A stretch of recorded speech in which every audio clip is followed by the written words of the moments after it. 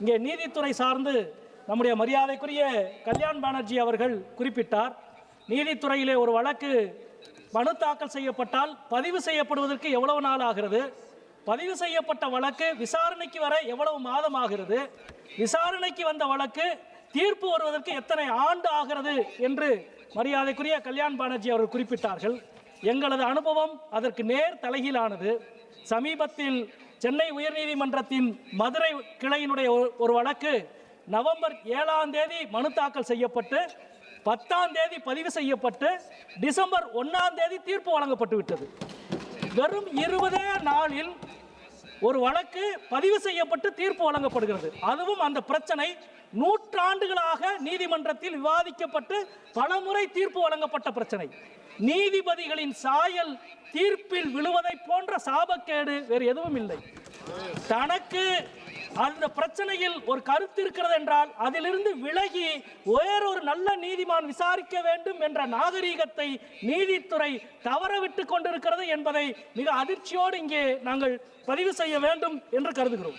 அதே போல முன்னாள் எங்களுடைய மரியாதைக்குரிய கலாநிதி வீராசாமி அவர்கள் குறிப்பிட்டதை போல உச்சநீதிமன்ற நீதிபதி அவர்களே குறிப்பிட்டார்கள்.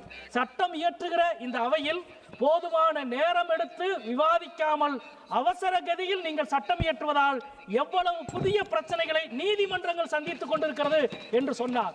வெறும் 3 நிமிடத்தில் 4 தொழிலாளர் நல சட்டங்களுக்கான விவாதமே இல்லாமல் நிறைவேற்றியது இந்த அவை.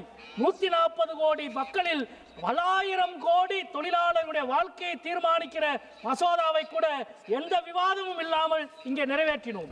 முன்பெல்லாம் தீர்ப்பு என்பது வழக்குகளில் இருந்து உருவாக்கப்படுவது என்ற எண்ணம் இருந்தது. இப்பொழுது தீர்ப்பு என்பது பதவி ஓய்வு காலத்துக்கு பிறகு அடைய போகிற பதவிக்கான நுழைவுத் தேர்வுக்கான பரீட்சையோ என்று பலர் அச்சப்படுகிற அளவுக்கு தீர்ப்புகள் இன்றைக்கு வழங்கப்பட்டு கொண்டிருக்கிறது. நண்பர்களே, நான் மிகுந்த வேதனையோடு இங்கே பதிவு செய்ய கடமைப்பட்டிருக்கிறேன்.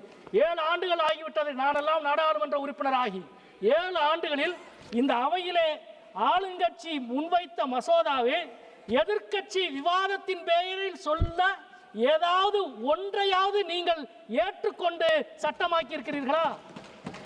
ஒரு கருத்தை கூட, ஒரு திருத்தத்தை கூட ஆளுங்கட்சி ஏற்றுக்கொள்ளவில்லை. உங்களது நோக்கம் நீங்கள் கொண்டு வருவதை சட்டமாக்க வேண்டும் என்பதுதானே ஒழிய இந்த அவையில் இவ்வளவு 140 கோடி இந்தியர்களையும் கட்டுப்படுத்துகிற சட்டத்தை நிறைவேற்றுகிற ஜனநாயக தன்மையை காப்பாற்ற வேண்டும் என்ற நோக்கம் உங்களுக்கு சிறிதும் இல்லை.